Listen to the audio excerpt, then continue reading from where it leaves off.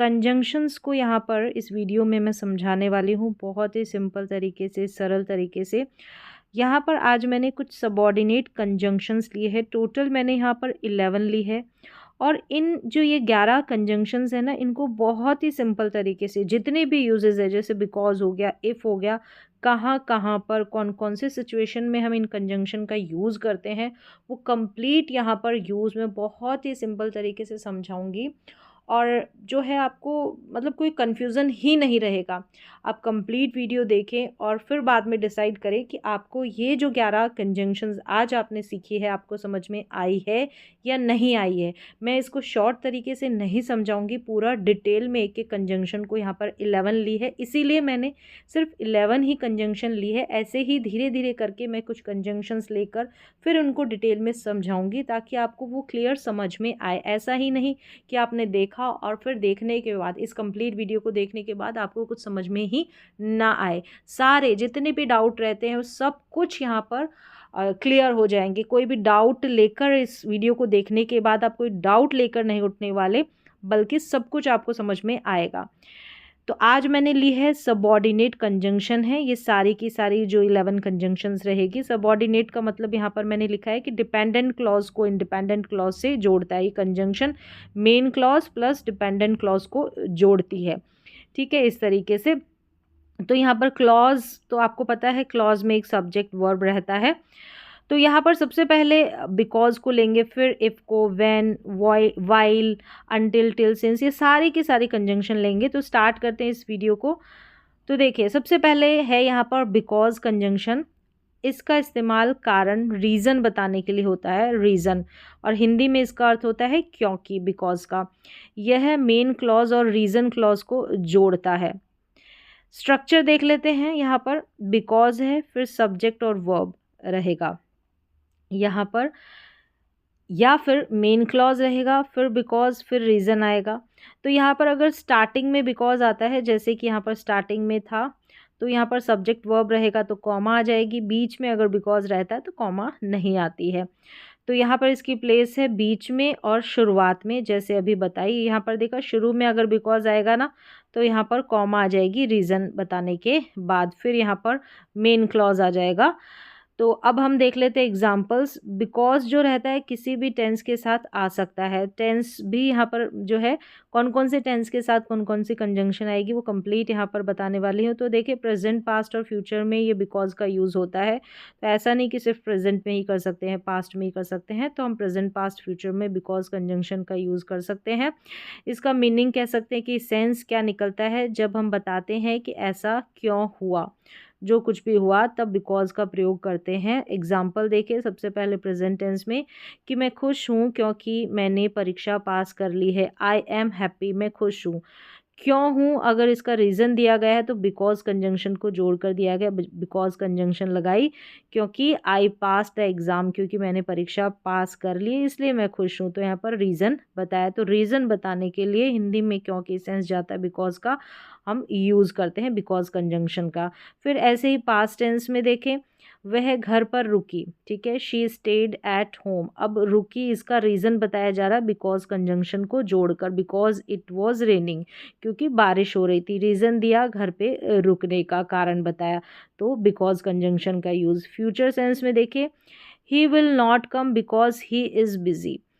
वह नहीं आएगी। अब क्यों नहीं आएगी, उसका रीज़न दिया है बिकॉज ही इज़ बिज़ी, क्योंकि वह बिज़ी है। वह नहीं आएगी या आएगा क्योंकि वह व्यस्त है। तो क्योंकि यहाँ पर ही है तो आएगा होगा, किसी लड़के की बात हुई है। अब यहाँ पर देख लिया आपने, बिकॉज कंजंक्शन का यूज़ रीज़न के लिए होता है, क्योंकि इसका हिंदी में अर्थ होता है।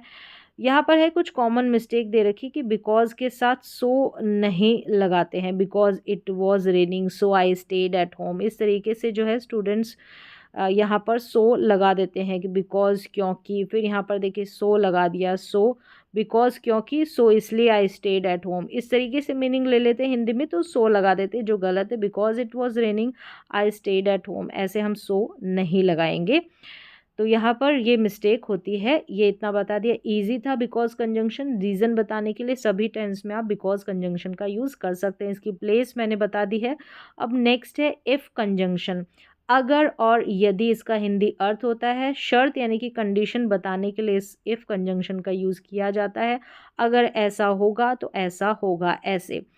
इफ़ का मेन जो काम है यूज़ है कंडीशन प्लस रिजल्ट बताने के लिए। देखिए यहाँ पर बेसिक स्ट्रक्चर देख लेते हैं। सबसे पहले है इफ़ कंजंक्शन आएगी, सब्जेक्ट वर्ब आएगी, फिर कॉमा लगकर यहाँ पर देखिए मेन क्लॉज आया है। अगर पहले मेन क्लॉज आता है फिर इफ़ वाला जो ये कंजंक्शन जुड़कर आती है तो यहाँ पर देखिए कॉमा नहीं लगी है, इफ़ फिर सब्जेक्ट वर्ब, ये इसका स्ट्रक्चर है। मतलब इफ़ को हम शुरू में भी रख सकते हैं, इस तरीके से हम बीच में भी रख सकते हैं। अब है कि इफ़ कहाँ कहाँ इस्तेमाल होता है। अब इस इफ़ कंजंक्शन का कंडीशन शर्त बताने के लिए अगर पढ़ोगे तो पास हो जाओगे ऐसे शर्त वाले वाक्यों में। और फिर है पॉसिबिलिटी यानी कि संभावना। तो कहाँ कहाँ पर यूज़ हो रहा है, वहाँ पर बताया जा रहा है कि संभावना, अगर बारिश हुई हम नहीं जाएंगे, अगर बारिश हुई तो हम नहीं जाएंगे। तो यहाँ पर ऐसी संभावना हुई, संभावना बताई गई। फ्यूचर प्लान या वार्निंग के लिए अगर गलती करोगे तो सज़ा मिलेगी, ऐसा ऐसे सेंस में यूज़ होता है। इमेजिनरी या अनरियल सिचुएशन, अगर मैं अमीर होता कार खरीदता, ये सब है ना अपने कंडीशनल सेंटेंसेस थे ना, उसमें आपने इफ़ क्लॉज वाले सेंटेंसेस वहाँ पर इस इफ़ कंजंक्शन को लेकर सेंटेंसेस बने हुए। तो कंडीशनल वाले में ऑलरेडी मैंने बताया है वहाँ पर इफ़ को लेकर जो सेंटेंसेस बनाए गए हैं, ठीक है, जो चारों कंडीशनल सेंटेंस है, मिक्स कंडीशनल भी बताया है मैंने। फिर देखिए पास्ट रिग्रेट, अफसोस वाले में, तो अगर उसने पढ़ाई की होती पास हो गया होता, तो ये आपने देखे होंगे यहाँ पर, ठीक है। पास हो गया होता है एक वुड हैव प्लस V3, फिर इफ़ वाले में हैड प्लस वर्ब की थर्ड फॉर्म। तो जो कंडीशनल सेंटेंसेस है कंप्लीट कॉन्सेप्ट मैंने समझा है, वहाँ पर ये इफ़ कंजंक्शन आया है। अब यहाँ पर अगर हम देखेंगे तो मैंने एग्जाम्पल भी दे दिए हैं साथ में। देखिए यहाँ पर तो हिंदी में मैंने सेंस समझा दिए कि हम कंडीशनल शर्त वाले वाक्यों में यूज़ करते हैं, फिर पॉसिबिलिटी आती है, ठीक है, वहाँ पर इफ़ संभावना दिखाते हैं, अगर बारिश हुई तो हम नहीं जाएंगे, ऐसे अगर यदि ऐसे वाले सेंस में। फ्यूचर प्लान के लिए, वार्निंग के लिए, अगर अगर गलती करोगे तो सज़ा मिलेगी। इमेजिनरी अनरियल सिचुएशन रहती है, पास्ट का यानी बीते हुए समय का अफसोस होता है, तो वहाँ पर। अब यहाँ पर है कि इफ़ के टेंस रूल जो इम्पोर्टेंट है, टाइप फर्स्ट में है real possible condition, first conditional है ये, ठीक है। ये जो है ना रियल पॉसिबल कंडीशन रहती है वो फर्स्ट कंडीशनल, एक ज़ीरो से शुरुआत होती है फिर फर्स्ट आता है। तो यहाँ पर प्रेजेंट टेंस और फ्यूचर टेंस ये रहता है। इफ़ क्लॉज, इफ़ जो रहता है ना इफ़ वाला क्लॉज, इफ़ ये कंजंक्शन जुड़ी रहती है तो यहाँ पर इसके साथ प्रेजेंट टेंस लगता है इफ़ के साथ, और ये फ्यूचर टेंस। यहाँ पर है कि फ्यूचर के लिए विल शैल कैन में आते हैं, ठीक है, इनका यूज़ कर सकते हैं। अगर तुम मेहनत करोगे तो सफल हो जाओगे, इफ़ यू वर्क हार्ड। अब यहाँ पर अगर तुम मेहनत करोगे तो यहाँ पर इफ़ के साथ हम फ्यूचर नहीं लगाएंगे, ऑलरेडी मैंने पहले भी बताया, इसके आगे भी अभी मेंशन कर दूंगी।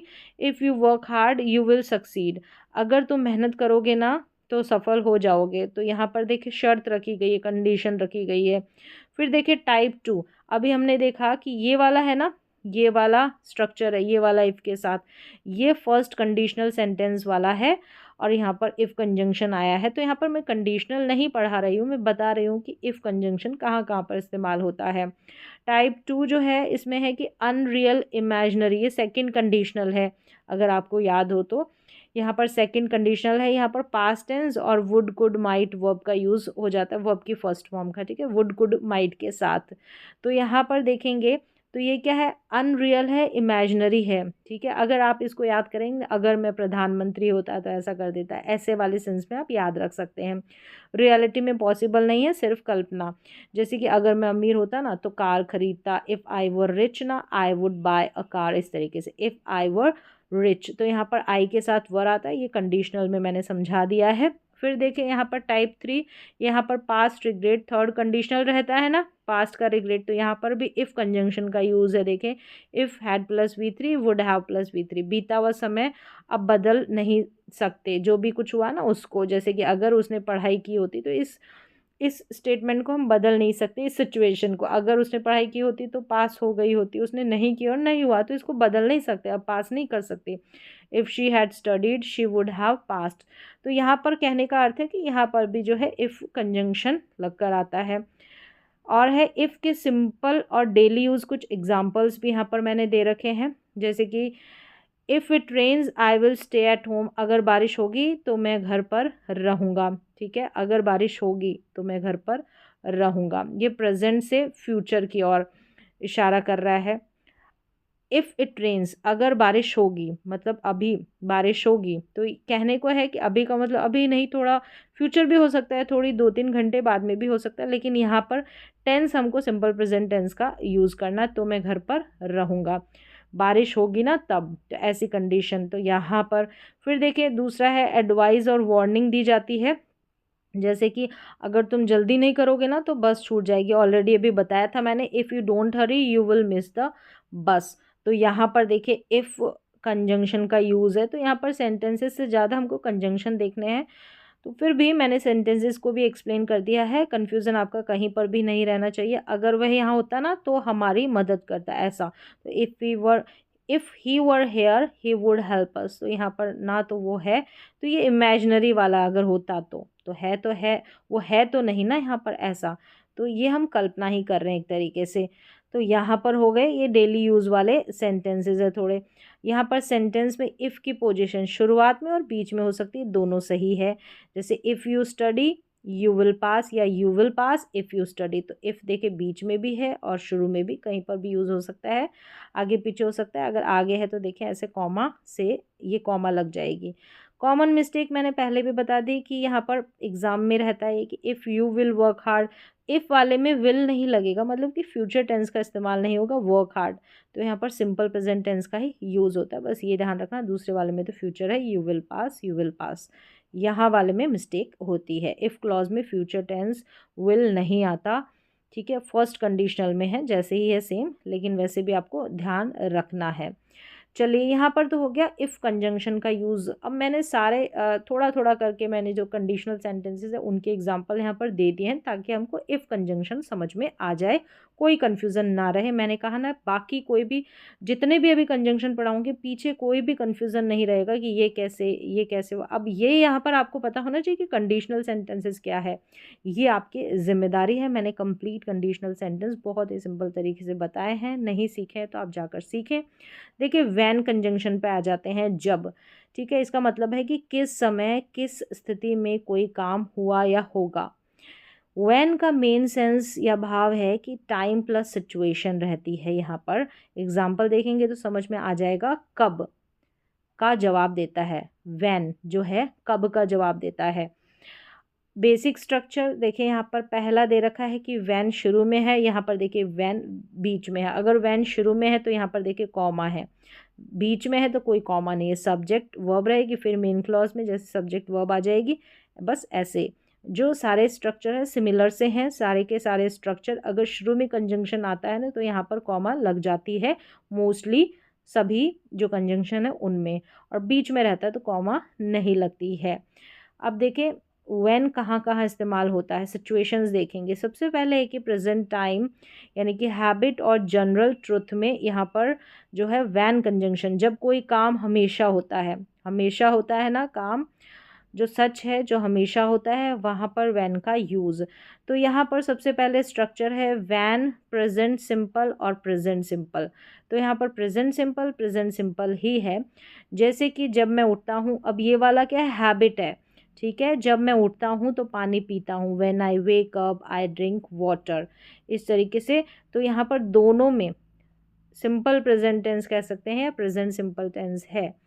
तो ये क्या, हैबिट और जनरल, हैबिट बता रही है। ठीक है, यहाँ पर और पास्ट टाइम में भी यूज़ होता है, एक घटना के समय दूसरी घटना। जैसे पास्ट में दो काम साथ या पास पास हुए, साथ भी हो सकते हैं, पास पास भी हो सकते हैं।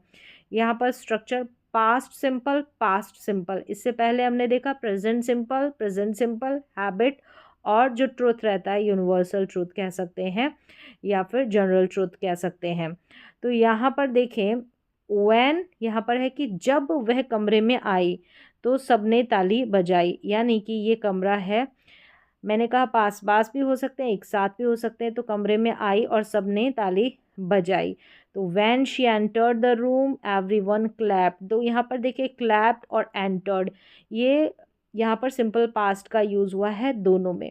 ठीक है, दोनों में। और यहाँ पर क्या बताया जा रहा है, पास्ट टाइम में इसका यूज़ एक घटना के समय दूसरी घटना, यानी कि पास्ट में दो काम साथ या पास पास हुए तो वहाँ पर व्हेन का यूज़ किया जाता है। हिंदी में अर्थ कि जब, ठीक है। कब, कब ताली, अगर इसका क्वेश्चन पूछते हैं कि कब सबने तालियां बजाई, व्हेन शी एंटर्ड, जब वह आई, कमरे में आई, ठीक है, इस तरीके से when she entered the room.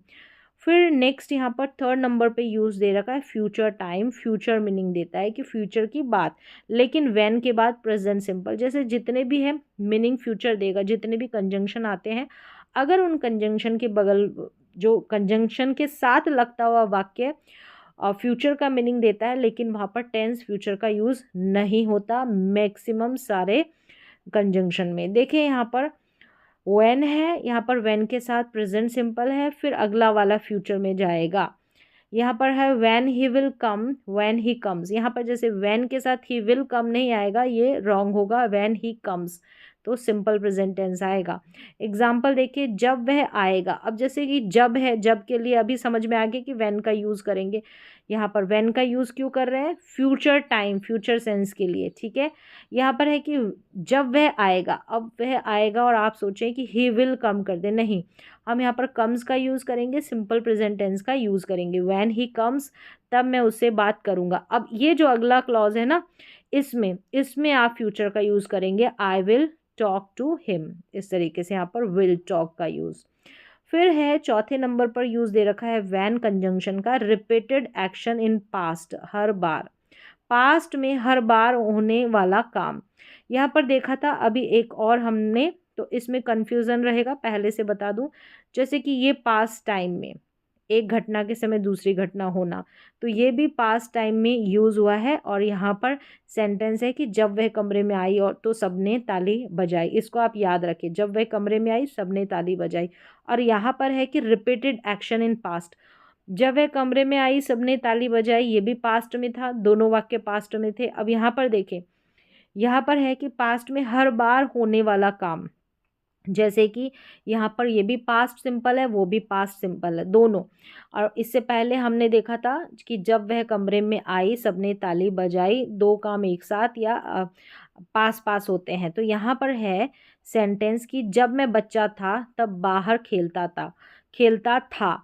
When I was a child I played outside. यहाँ पर भी व्हेन, कब कब बाहर खेलते थे, जब मैं बच्चा था, when I was a child. तो यहाँ पर देखिए प्लेड है और यहाँ पर भी पास्ट है, ठीक है, वॉज अ चाइल्ड, तो ये भी पास्ट है, सिंपल पास्ट है, ठीक है, या पास्ट सिंपल बोले। तो यहाँ पर कहने का अर्थ है, तो हमको कैसे पता चले, जैसे कि ये रिपीट, यहाँ पर है कि रिपीटेड एक्शन इन पास्ट, हर बार होता, मतलब कि जब बच्चा था तो हर बार वो खेलने जाता, ठीक है। यहाँ पर सेंस देखिए, हर बार, पास्ट में हर बार होने वाला काम, उसको बोलते हैं रिपीटेड एक्शन इन पास्ट। और इससे पहले हमने देखा था पास्ट वाला जो काम था, एक घटना के समय दूसरी घटना, ये वाला, इसमें भी दोनों में सिंपल पास्ट यानी कि पास्ट सिंपल का यूज़ हुआ।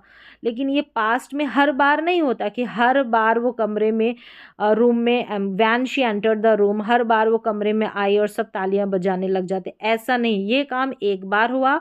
और जो बार बार होता है वो रिपीटेड एक्शन होता है, पास्ट में होने वाला काम। तो ऐसा फ़र्क है इन दोनों में, हर बार होता है तो उसको रिपीटेड एक्शन इन पास्ट बोलते हैं। वो एक बार था कमरे में आना और तालियां बजाना, हर बार कमरे में आई और हर बार तालियां बजाई, ऐसा नहीं, ठीक है। और दोनों में ही सिंपल पास्ट का यानी कि पास्ट सिंपल का यूज़ हुआ है। चलिए फिफ्थ यूज़ देख लेते हैं, सडन एक्शन, अचानक घटना, कि एक काम चल रहा था तभी दूसरा हुआ। व्हेन, पास्ट सिंपल और पास्ट कंटिन्यूअस टेंस, ये इसका स्ट्रक्चर है।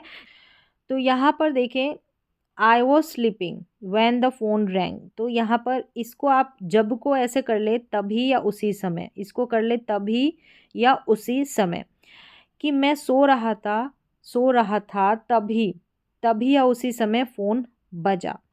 अचानक हुई घटना को ये यहाँ पर वैन है, अचानक हुई घटना कौन सी है, फ़ोन के बजने की। तो I was sleeping when the phone wrong, यानी कि मैं सो रहा था तभी उसी समय फ़ोन बजा। तो यहाँ पर समय और टाइम को जो है ये वैन बताता है।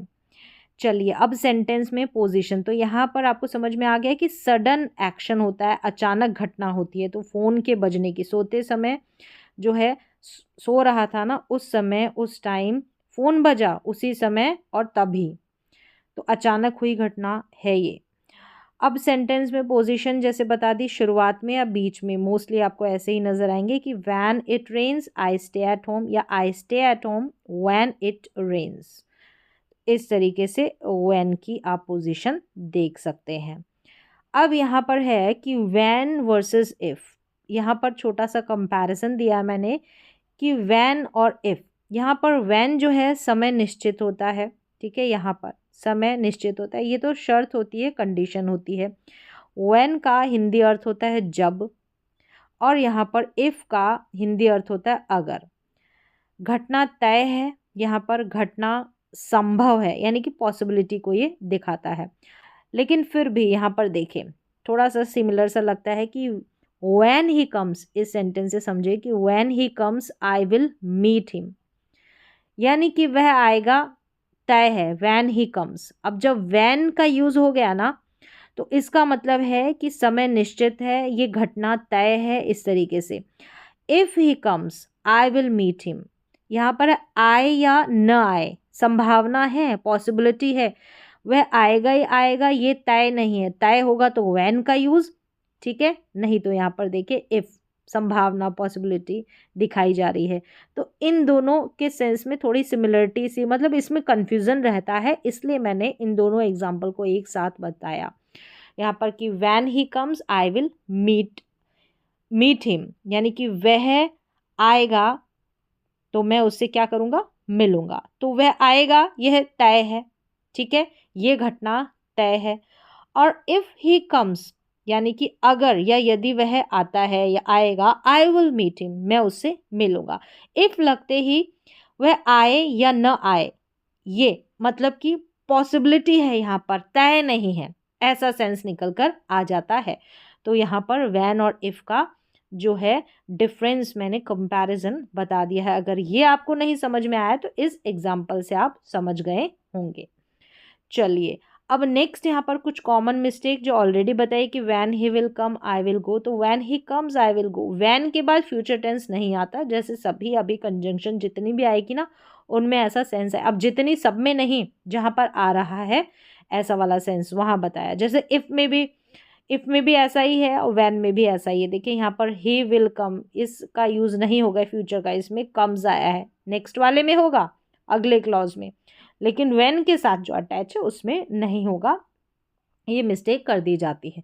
चलिए अब वाइल कंजंक्शन है, जब, जबकि या उसी समय, ये इसका हिंदी अर्थ है वाइल का, जब, जबकि या उसी समय। वाइल के मेन यूजेस क्या है और इसके सेंस क्या है, देखिए इसका सेंस भाव क्या है सारा देखते हैं। यहाँ पर है ड्यूरेशन, ड्यूरेशन का मतलब है अवधि, ठीक है। अब साइमल्टेनियस एक्शन, मतलब कि एक काम चल रहा था उसी समय दूसरा काम चल रहा था, यानी कि ये भी चल रहा था और ये भी चल रहा था, साइमल्टेनियस एक्शन। काम ऑनगोइंग जारी होता है। अब अभी हम वाइल की बात कर रहे हैं। वाइल का सबसे कॉमन टेंस रूल है, बहुत इंपॉर्टेंट है कि past continuous, past continuous. While, was, were वही पास्ट कंटिन्यूस और यहाँ पर भी पास्ट कंटिन्यूस। साइमल्टेनियस एक्शन, काम ऑनगोइंग जारी होता है, एक काम चल रहा था उसी समय दूसरा काम भी चल रहा था, ऐसा past continuous. While I was cooking, she was cleaning। आई और शी का दे रखा है कि जब मैं खाना बना रही थी तब वह सफाई कर रही थी, ठीक है।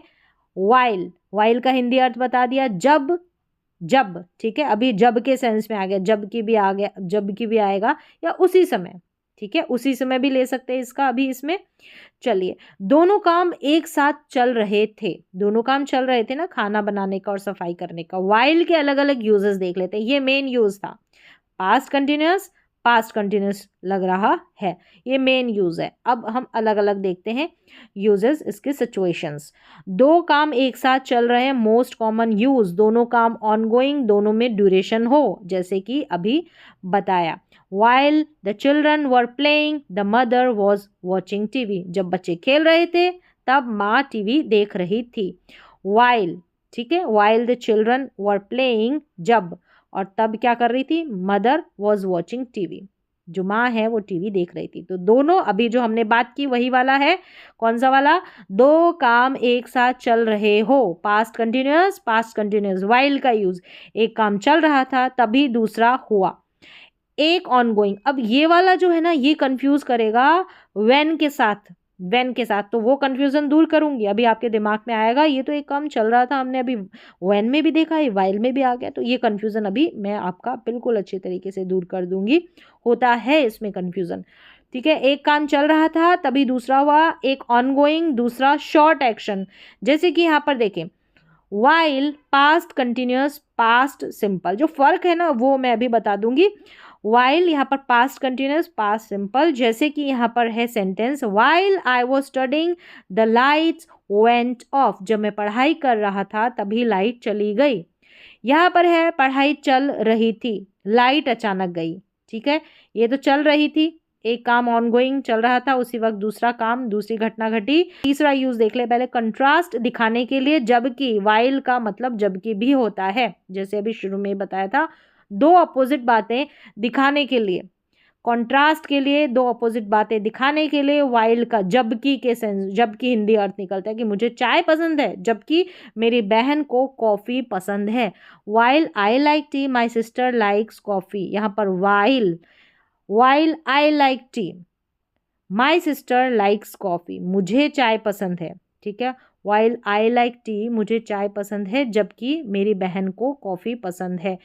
तो यहाँ पर यहाँ टाइम नहीं है, ठीक है, यहाँ कॉन्ट्रास्ट बताया जा रहा है। यहाँ पर वाइल का जो सेंस है ना वो कॉन्ट्रास्ट को लेकर आया है, यानी कि यहाँ पर दोनों बातों, जो दो बातें हैं उनको अपोजिट दिखाया गया है। एक को क्या पसंद है, चाय, एक को मुझे तो चाय पसंद है और मेरी बहन को क्या पसंद है, कॉफ़ी, मेरी सिस्टर को, ठीक है। इस तरीके से अपोजिट बातें बताई गई है। तो यहाँ पर टाइम का सेंस नहीं निकल रहा है, यहाँ कॉन्ट्रास्ट का सेंस निकल रहा है। सेंटेंस में पोजीशन शुरुआत में बीच में जैसे आती जा रही है वैसे ही है कि while I was reading he was sleeping while I was reading. देखे वाइल की पोजिशन देखें, यहाँ पर इसकी प्लेसमेंट हो गई, ठीक है। यहाँ पर देखिए शुरू में है तो यहाँ कॉमा लग गया है। अब यहाँ पर है कि वाइल और व्हेन में डिफरेंस, आप देखेंगे थोड़ा सा कॉमन सा लगेगा कि यहाँ पर ऐसा हो रहा है, थोड़ा सा कंफ्यूजन पैदा करता है। तो इस टेबल के थ्रू पहले आप सीख लें। यहाँ पर देखिए व्हेन है, ठीक है, और यहाँ पर वाइल है।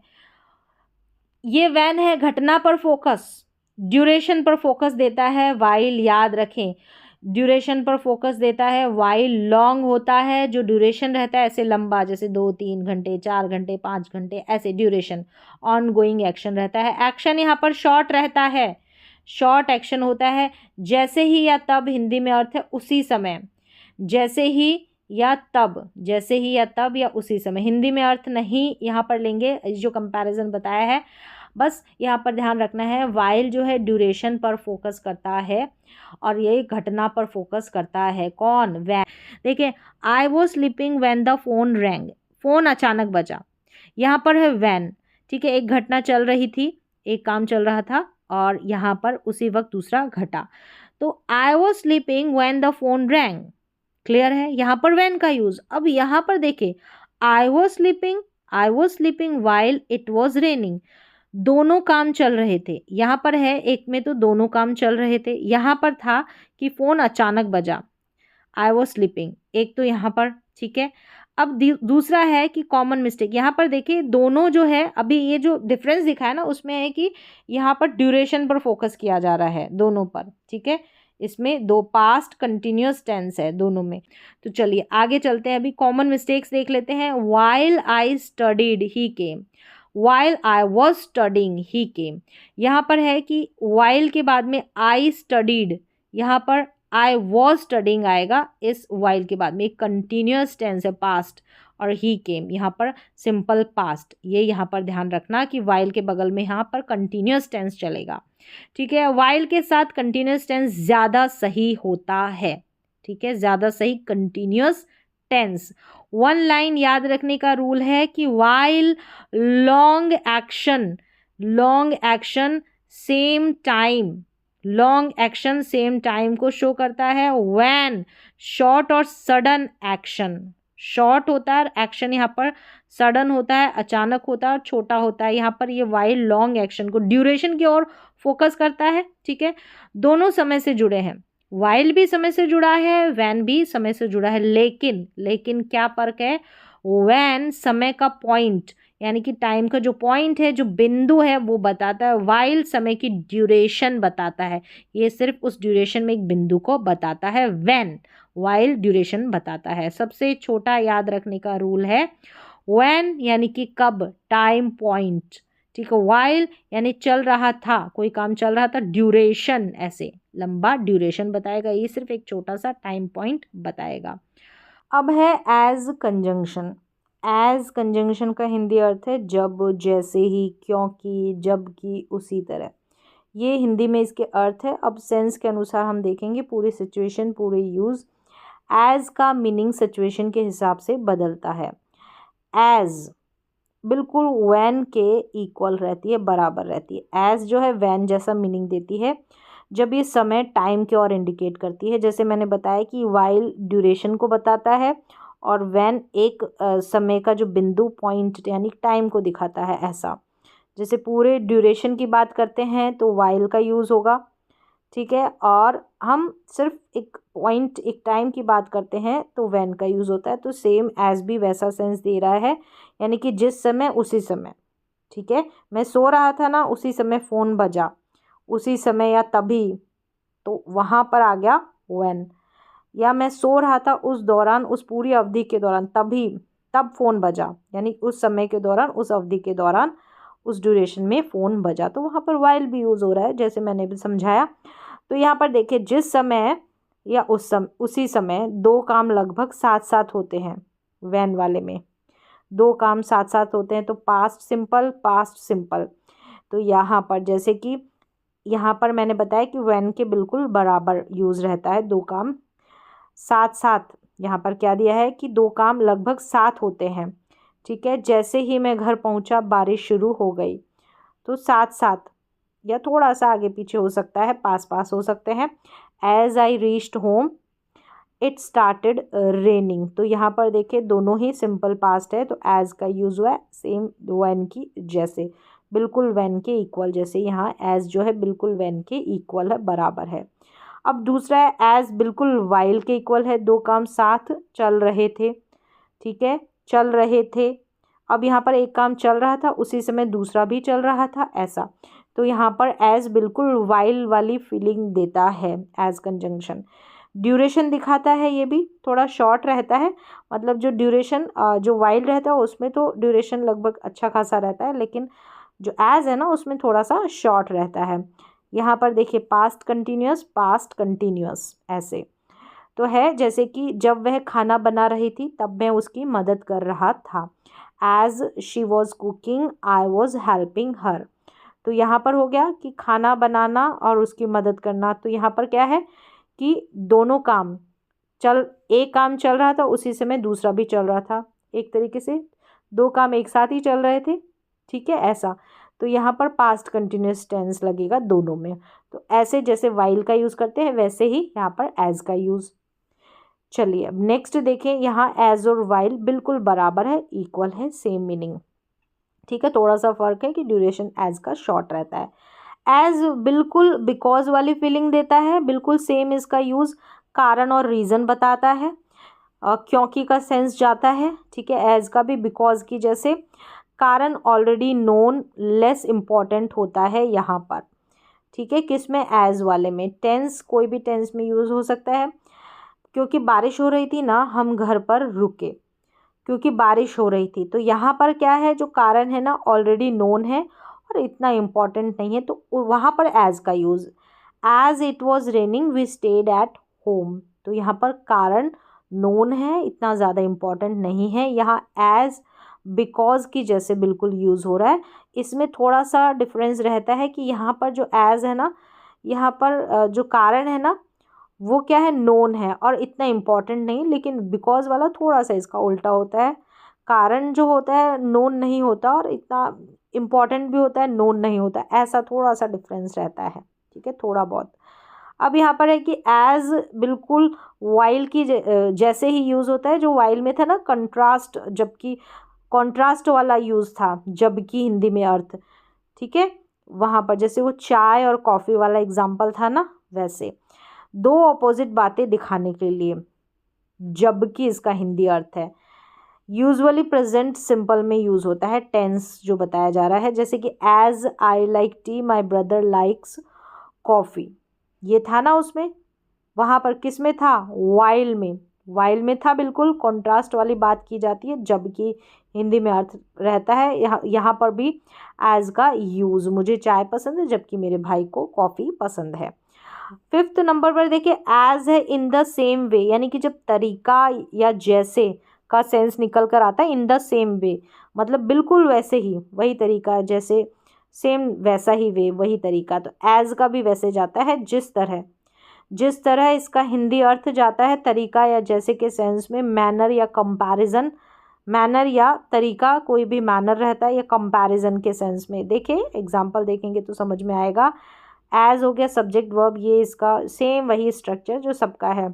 Do as I tell you, do यानी कि करो जैसा, आई टेल यू जैसा मैंने कहा, मैंने बताया, तो यहाँ पर डू जैसा, ठीक है, तो जैसा यहाँ पर क्या है, तरीका, मैनर में यहाँ पर यूज़ हो गया है कि जैसा वैसा करो, जैसा आई टेल यू जैसा मैंने तुम्हें कहा, बताया। तो यहाँ पर देखिए अब ये जो है ये भी कंजंक्शन है, इतना छोटा सा वाक्य लग रहा है, आप सोच रहे हैं कि यहाँ पर दो जो है क्लॉजेस कैसे हैं, दो सेंटेंस, दो वाक्य कैसे हैं। देखिए यहाँ पर जो है मेन क्लॉज है ये डू, डू वर्ब है ना, तो ये मेन क्लॉज हो गया, और यहाँ पर एज कंजंक्शन लग गई है, उसके बाद आई, ये जो है ना एज कंजंक्शन लगकर आई सब्जेक्ट है, टेल वर्ब है, तो जैसा मैं कहूँ ना वैसा करो, ऐसा है हिंदी में, जैसे मैंने कहा वैसा करो, ठीक है। तो यहाँ पर ये हो गया एज का यूज़, तो ये भी जो है कंजंक्शन ही है, यहाँ पर छोटा सा वाक्य है, लेकिन जैसे मैंने बता दिया मेन क्लॉज डू है, सबऑर्डिनेट क्लॉज है, क्योंकि हम एज सीख रहे हैं, मतलब कि सबऑर्डिनेट कंजंक्शन सीख रहे हैं, तो ये सबऑर्डिनेट क्लॉज हो गया एज वाला, जैसा मैं कहूँ वैसा करो। 6th पे देखिए एज जो है प्रोग्रेस या चेंज, यानी जैसे जैसे के सेंस में प्रोग्रेस या चेंज बताता है, तो ऐसे भी इसका यूज़ होता है। ये है इसलिए मैंने बताया है, जो कॉमन यूजेस है वो ऑलरेडी मैं डिस्कस कर चुकी हूँ। यहाँ पर एक बदलाव के साथ दूसरा बदलाव, जैसे जैसे, जैसे कि ये स्ट्रक्चर तो सेम है, जैसे कि at time past, at time passed, past नहीं है, पास्ड, ही बिकेम वाइजर, जैसे जैसे, जैसे जैसे समय बीतता गया वह समझदार होता गया। तो ऐसे स्टोरीज वगैरह में आपको सेंटेंसेस देखने को मिलते हैं कि जैसे जैसे समय बीतता गया वह समझदार होता गया, as time passed he became wiser. तो यहाँ पर ये हो गया जैसे जैसे, एक बदलाव के साथ, एक बदलाव के साथ दूसरा बदलाव आता है, प्रोग्रेस चेंज आती है, तो वहाँ पर एज कंजंक्शन का यूज़, ठीक है। अब चलिए अनटिल और टिल पर आ जाते हैं। अगला कंजंक्शन है अनटिल और टिल, तक या जब तक, इसका हिंदी में अर्थ, अनटिल या टिल का तक या जब तक, किसी काम का एंड पॉइंट, अंतिम समय बताने के लिए, ये कोई काम है उसका एंड पॉइंट बताने के लिए अनटिल या टिल। मीनिंग दोनों का सेम है, अनटिल थोड़ा फॉर्मल है ये वाला, ठीक है, और टिल जो है ज़्यादातर स्पोकन इनफॉर्मल है, बोलचाल में यूज़ होता है टिल, दोनों का मीनिंग सेम है। अब देखें पहला यूज़ है action continues up to a time, सबसे कॉमन यूज़ है ये इसका, कोई काम चलता रहता है और एक पॉइंट पर रुकता है, चलता रहता है और एक पॉइंट पर रुकता है। तो यहाँ पर देखें टेंस के अनुसार दे रखा है, तो मेन क्लॉज प्रेजेंट पास्ट या फ्यूचर में हो सकता है, अनटिल क्लॉज प्रेजेंट और पास्ट में होगा, फ्यूचर में नहीं, मोस्टली आपने देखा है। तो जो भी कंजंक्शन है उसके क्लॉज फ्यूचर में नहीं होते हैं। तो यहाँ पर है एग्जाम्पल, जैसे प्रेजेंट में दे रखा है कि मैं यहाँ इंतज़ार करता हूँ जब तक तुम आओगे, तो यहाँ पर एंड पॉइंट दे रखा है कि जब तक तुम आओगे, तो अनटिल या till. I wait here until you come, ठीक है, तुम्हारे आने तक। तो मैं यहाँ इंतज़ार करता हूँ जब तक तुम आओगे, तो तब तक मैं इंतज़ार करूँगा। ठीक है, तो यहाँ पर जैसे कि यहाँ पर हिंदी अर्थ है ना कि कोई काम चलता रहता है और एक पॉइंट पर रुकता है, तो रुकेगा ना जब तक तुम आओगे। ठीक है, और नहीं तो ये जो वेट करने वाला काम है ना ये चलता रहेगा, और स्टॉप जो एंड पॉइंट है तुम्हारे आने तक का है। अब यहाँ पर देखिए पास्ट में दे रखा है कि वह शाम होने तक वहीं रुकी रही, तो she stayed there until it was evening. तो यहाँ पर शाम होने तक, ठीक है, शी स्टेड देयर कब तक, जब तक शाम नहीं हो जाती, तब सुबह से रुकी होगी फिर शाम हुई तब तक, उसका एंडिंग पॉइंट है वह शाम होने तक वहीं रुकी रही। फिर है फ्यूचर में देखें, मैं यहाँ रहूँगा जब तक तुम वापस नहीं आओगे, आई विल स्टे हेयर, तो इसमें तो फ्यूचर जाएगा, और ये जो है ना जब तक तुम वापस नहीं आओगे, तो यहाँ पर ये फ्यूचर जैसा लग रहा है, लेकिन यहाँ पर जैसे बताया फ्यूचर का यूज़ नहीं करेंगे, सिंपल प्रेजेंट टेंस का करते हैं। तो until you return, I will stay here until you return, तो इस तरीके से यहाँ पर यूज़ हो गया। अब यहाँ की अंटिल यू विल रिटर्न, ये जैसे मैंने पहले भी बता दिया, यहाँ पर हम फ्यूचर का यूज़ नहीं करेंगे अंटिल के साथ में फ्यूचर टेंस का। हिंदी में लग रहा है फ्यूचर का भाव भी फ्यूचर का जा रहा है, लेकिन सिंपल प्रेजेंट टेंस का यूज़ करेंगे। अगला यूज़ है negative sentence not until. Negative कैसे बनता है कि कोई काम उस समय से पहले नहीं होगा, नॉट अंटिल। यहाँ पर है सब्जेक्ट नॉट वर्ब अंटिल, ये इसका स्ट्रक्चर आप देख लीजिए। अब सेंटेंस की तरफ चलते हैं, ठीक है, नॉट के बाद वर्ब फिर अंटिल आ जाएगा।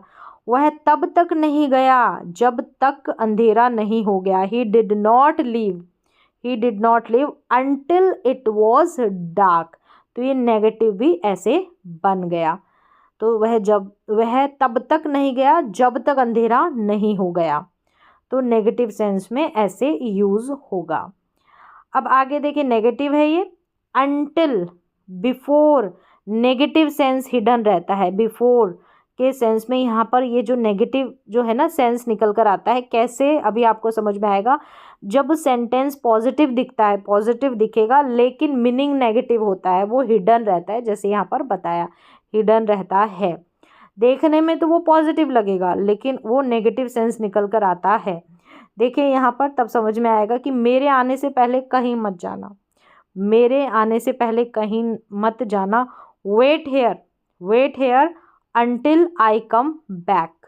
तो ऐसे कि यहाँ पर ये नेगेटिव सेंस है। अब यहाँ पर तो कोई नेगेटिविटी मतलब नेगेटिविटी नहीं आ रही है, कोई नकारात्मक वाक्य नहीं बन रहा है। Wait here until I come back, मेरे आने से पहले कहीं मत जाना, मतलब कि हिडन मीनिंग है don't go before I return, ये इसका है हिडन मीनिंग छुपा हुआ। डोंट गो मत जाना, बिफोर आई रिटर्न जब तक क्या मैं नहीं आ जाऊँ, मेरे आने से पहले, बिफोर आई रिटर्न। तो ऐसे सेंस में यूज़ होता है अंटिल का। अंटिल विद कंटिन्यूअस टेंस में, कंटिन्यूअस टेंस में है long on going action, action end point plus end point दे रखा होता है। यहाँ पर देखिए शी वॉज क्राइंग, वह रोती रही, ठीक है, अंटिल हर मदर अराइव, जब तक उसकी माँ नहीं आ गई तो वह रोती रही। तो यहाँ पर क्या है लॉन्ग ऑन गोइंग एक्शन है रोने का, और एंडिंग पॉइंट है उसकी माँ के आने का। तो यहाँ पर यूज़ होता है इसका, किसका, अंटिल विद कंटिन्यूअस टेंस में। She was crying until her mother arrived. फिर अगला देखिए यहाँ पर इम्पॉर्टेंट टेंस रूल दे रखा है, वही सेम है कि I will wait until he will come, I will wait until he comes, यहाँ पर सिंपल प्रेजेंट टेंस का ही लगेगा, ये फ्यूचर वाला नहीं लगता है। अंटिल टिल क्लॉज में फ्यूचर टेंस नहीं आता, मोस्टली मैंने बोला सभी में ऐसा होता है। प्रेजेंट टेंस फ्यूचर मीनिंग देता है, सभी में ऐसा देखा है हमने कई सारी कंजंक्शन में। अंटिल और टिल, ये जो है अंटिल टिल और व्हेन में फ़र्क देखें, अंटिल टिल दे रखा है एक तरफ, यहाँ व्हेन है। अंटिल और टिल में एंड पॉइंट होता है, यहाँ बस टाइम पॉइंट होता है, एक बिंदु रहता है समय का, बस कब तक यानी कि कब, एक बिंदु, ठीक है, कब तक, यहाँ पर एंड पॉइंट है कब से कब तक, ऐसा कि कब तक, ठीक है। और यहाँ पर ड्यूरेशन भी रहता है, स्टॉप काम, ड्यूरेशन प्लस स्टॉप, ड्यूरेशन रहता है इतना और यहाँ पर काम रुक जाएगा। ओनली टाइम, सिर्फ यहाँ पर टाइम, कोई ड्यूरेशन नहीं, कोई स्टार्टिंग नहीं, ऐसा काम कितनी देर तक चला, ऐसा सेंस आता है। किसी काम के होने का समय बताया जाए, ये वाला बिंदु बस पॉइंट। काम कितनी देर चला यह इम्पोर्टेंट नहीं, ठीक है, यह इम्पोर्टेंट नहीं। अनटिल और टिल में काम कितनी देर तक चला, काम जो था वो कितनी देर तक चला ये इम्पोर्टेंट है। यहाँ बस सिर्फ काम कितनी देर चला ये इम्पोर्टेंट नहीं है, किसी काम के होने का समय बताया जाए ऐसा। ओनली टाइम, जैसे एक तरीके से 2 बजे 3 बजे ऐसे, लेकिन यहाँ पर वो बात आ जाती है, टाइम की जगह कोई बात आ जाती है, ठीक है, उसके वह आया ऐसा, ठीक है, उसके यानी कि फ़ोन बजा, फ़ोन के बजने पर वो समय आ गया, टाइम आ गया। अब एग्जाम्पल देख लेते हैं कंपेयर वाला। यहाँ पर है I stayed there until he came, कब तक, एंड पॉइंट है, when he came I left. यहाँ पर देखिए I stayed there until he came, मैं मतलब रुका, कब तक, ही केम, तो यहाँ पर देखिए ड्यूरेशन है कि वो कम आया, एंड पॉइंट दे रखा है और रुकने का ऐसे ड्यूरेशन टाइम दे रखा है, कब तक पूरा एंड पॉइंट दे रखा है। When he came I left, यहाँ पर देखिए व्हेन का यूज है, ये अनटिल का था। आई लेफ्ट कब, यहाँ पर टाइम है कि व्हेन ही केम, कब ही केम आई लेफ्ट में गया, कब, जब वो आया आई लेफ्ट में गया। तो बस आने का यहाँ पर टाइम महत्वपूर्ण है, यहाँ पर ending point I stayed there until he came, तो आप देखेंगे रुका, ठीक है, कब तक, ही केम, तो ऐसे ड्यूरेशन दिया रुका, और फिर एक एंडिंग पॉइंट दे रखा उसके आने का। बस मैं गया, व्हेन ही केम, जब वो आया, बस उसके आने का टाइम महत्वपूर्ण है, यहाँ पर कोई ड्यूरेशन एंड पॉइंट नहीं है। अब यहाँ पर देखिए अनटिल और बाय, यहाँ पर छोटा सा कंपैरिजन दे रखा है। अनटिल एक्शन कंटिन्यूज रहता है, बाय जो है डेडलाइन यानी कि काम पूरा होना चाहिए ऐसा। तो यहाँ पर अभी तक बाय नहीं आया है, बस थोड़ा सा यहाँ पर बता रखा है, जब बाय आएगा ना तो इसको कंप्लीट क्लियर समझेंगे, अभी नहीं। तो यहाँ पर व्हेन और अनटिल हमने पढ़ा इसलिए बताया मैंने। अब आ जाए सिंस के 2 मेन यूजेस है। सिंस जो है टाइम, जब से के सेंस में 2 यूज है, स्टार्टिंग पॉइंट ऑफ टाइम बताने के लिए, ठीक है, जब से, कोई काम कब से शुरू हुआ और अब तक चल रहा है, चल रहा था, ऐसा, चल रहा है या चल रहा था। Since clause past simple, main clause present perfect और प्रेजेंट परफेक्ट कंटिन्यूस, ये मेन क्लॉज रहता है और ये पास्ट सिंपल में रहता है सिंस वाला। यहाँ पर देखिए I have lived here since I came to Delhi, यहाँ पर है कि मैं यहाँ रह रहा हूँ जब से मैं दिल्ली आया, तो यहाँ पर क्या है, जब से, कब से, जब से मैं दिल्ली आया, जब से, टाइम, सिंस का यहाँ पर सेंस निकला, मतलब निकला टाइम, मैं यहाँ रह रहा हूँ, ठीक है, मैं यहाँ रह रहा हूँ, जैसे कि कोई काम कब से शुरू हुआ और अब तक चल रहा है, मतलब जब से मैं दिल्ली आया मैं यहाँ रह रहा हूँ और अभी भी ये कंटिन्यू है ऐसा। Since I came past simple, have lived यहाँ पर प्रेजेंट परफेक्ट। फिर एग्जाम्पल अगला देखें, she has been crying since her mother scolded her, वह रो रही है जब से उसकी माँ ने उसे डांटा। अब यहाँ पर भी time, since her mother scolded her, और अभी भी वह रो रही है, काम उसका जारी है एक तरीके से। Since scolded past simple, has been crying present perfect continuous tense, ठीक है।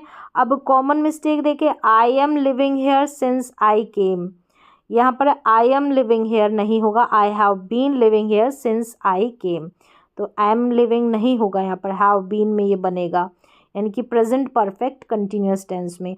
अगला यूज़ है सिंस का रीज़न के सेंस में, क्योंकि के सेंस में, जैसे बिकॉज का होता है कारण बताने के लिए, सेंस यहाँ पर देखिए क्योंकि कारण ऑलरेडी नोन है, लेस इम्पॉर्टेंट होता है। टेंस रूल में देखिए कोई टेंस रेस्ट्रिक्शन नहीं है, सभी में यूज़ होता है एनी टेंस में, जैसे कि क्योंकि बारिश हो रही थी हम घर पर रुके, तो since it was raining we stayed at home, तो यहाँ पर जो है कारण इम्पॉर्टेंट नहीं है जैसे बताया, तो since it was raining we stayed at home. फिर अगला देखिए रीज़न के सेंस में आ गया, क्योंकि तुम थके हुए हो थोड़ा आराम करो। सिंस यू, अब जो नोन है, कारण जो है वो नोन है, इतना इम्पॉर्टेंट नहीं है कि हम जाने, तो ये ऑलरेडी नोन है। Since you are tired take some rest. फिर है सिंस, यहाँ पर है क्योंकि उसके पास पैसे नहीं थे वह टिकट नहीं खरीद सका, तो ये नोन है कारण, since he had no money he could not buy the ticket. तो यहाँ पर बिकॉज के सेंस में। अब यहाँ पर देखिए डिफरेंस भी दे रखा है कि बिकॉज है ना वो स्ट्रॉन्ग रीज़न को शो करता है, सिंस जो है हमको पता है कारण, और जो रीज़न रहता है ना वो वीक रहता है थोड़ा, बिकॉज वाला जो है स्ट्रॉन्ग रहता है यहाँ पर।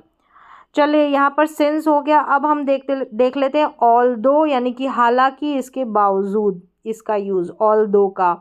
ऑल्दो का सेंस है जब एक बात सच हो लेकिन उसके उलट अपोजिट दूसरी बात हो, एक बात सच हो, हालांकि ऐसा है फिर भी ऐसा हुआ। स्ट्रक्चर देखें, ऑल्दो फिर क्लॉज, मेन क्लॉज, सेम वैसे ही है। सेंटेंस देख लेते हैं हम डायरेक्ट।